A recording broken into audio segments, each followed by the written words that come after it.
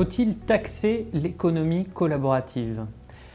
Les députés français semblent répondre par l'affirmative puisqu'ils viennent de voter une série de mesures visant à fiscaliser l'économie collaborative. L'État a voulu fiscaliser l'économie collaborative pour différentes raisons. Le premier point, c'est de manière très pragmatique, l'importance de ce secteur et sa croissance. Il y a une étude récemment publiée par PricewaterhouseCoopers qui indique que le secteur de l'économie collaborative engendre déjà des milliards de revenus à l'échelle européenne et que le secteur va littéralement exploser puisqu'ils anticipent que la croissance du secteur de l'économie collaborative ou de l'économie des plateformes va être 10 fois supérieure à celle du PIB européen au cours des années qui viennent. Le deuxième élément, c'est que ce secteur de l'économie des plateformes ou de l'économie collaborative engendre un certain nombre de controverses et d'externalités. Un premier exemple de ces controverses, c'est le cas du secteur immobilier. Dans une ville comme Paris, on estime que plusieurs dizaines de milliers d'habitations sont aujourd'hui sorties du parc locatif classique pour basculer sur des locations de courte durée de type Airbnb. Il existe aussi plusieurs dizaines de milliers de logements où ce transfert s'est fait en toute illégalité puisque les propriétaires des biens ne déclareraient pas ces revenus-là ni la taxe d'habitation aux autorités compétentes. Et donc du coup, si on le regarde sous cet angle, on se dit que cette économie dite collaborative, c'est aussi une économie de la rente qui renforce les inégalités de ressources et les inégalités patrimoniales sans qu'il y ait aujourd'hui de régulation adéquate. Deuxième exemple de controverse, c'est la question du statut des travailleurs sur ces plateformes. Il y a évidemment énormément de travailleurs aujourd'hui qui se sont mis à proposer leurs services sur des plateformes comme Uber, comme des plateformes de type Airbnb. Ces travailleurs-là ne sont pas salariés, ils fonctionnent comme des indépendants, ce qui pose énormément de questions sur leur statut, leur protection, notamment en cas de problèmes de santé, de sécurité. Et donc évidemment, il y a énormément de questions assurantielles et de protection qui se posent pour ces nouveaux types de travailleurs. Troisième grand type de question, c'est la question des plateformes elles-mêmes. Aujourd'hui, on assiste à l'émergence de plateformes qui ont une échelle mondiale, ceux qui ont été créés il y a quelques années et qui ont une ampleur aujourd'hui inédite dans l'histoire du capitalisme. Et ces entreprises-là, pour beaucoup, échappent à l'impôt, sont sous des controverses d'évasion fiscale, etc. Et la question aussi se pose sur de quoi est-ce qu'elles sont redevables et comment est-ce qu'on les ramène dans des schémas fiscaux qui sont mieux connus. Dans ce contexte, il n'est pas étonnant de voir l'État souhaiter réguler et fiscaliser le champ de l'économie collaborative.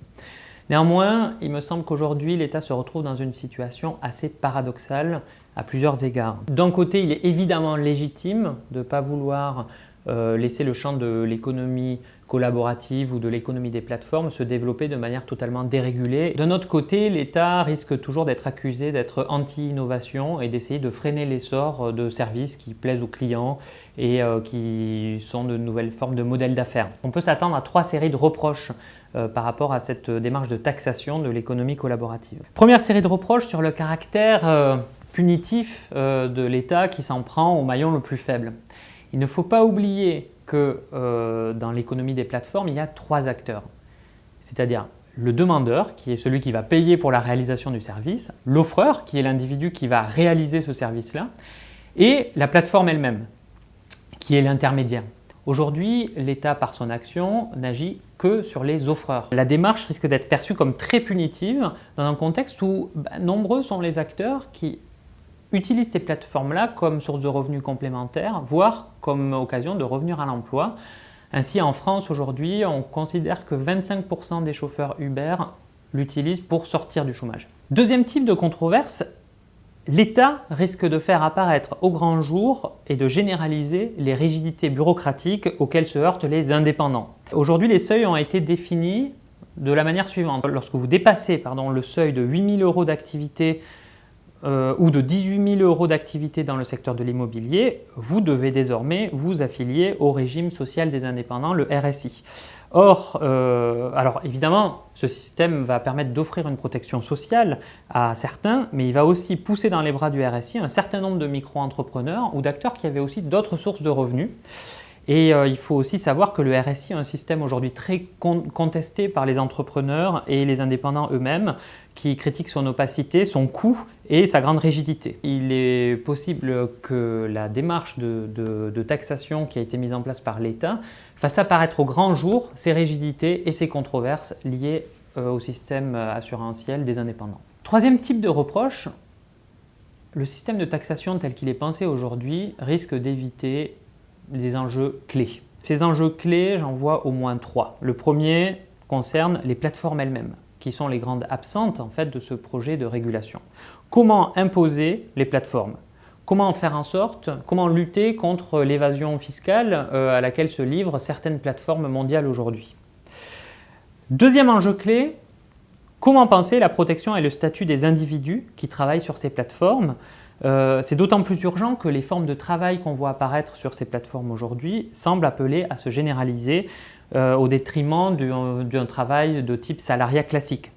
Dernier point, aujourd'hui, de nombreux travailleurs qui opèrent sur ces plateformes-là ont d'autres statuts et sont parfois des salariés, sont parfois des acteurs de la fonction publique, peuvent parfois être des architectes, des avocats et toute une série de professions comme ça qui n'a juridiquement pas le droit d'être considérées comme indépendants. Et aujourd'hui, un grand enjeu, je pense, par rapport à l'évolution de ces formes de travail, c'est de penser cette multi-activité. Et le fait qu'on a des acteurs qui s'inscrivent de manière multiple dans le travail aujourd'hui, sous forme de salariat classique, sous forme de travail indépendant, et en fait, il faut aller beaucoup plus loin sur les problématiques de cumulativité des droits, de portabilité des droits, et de penser la protection à l'échelle de ces différentes activités, ce qui n'est pas du tout le cas aujourd'hui.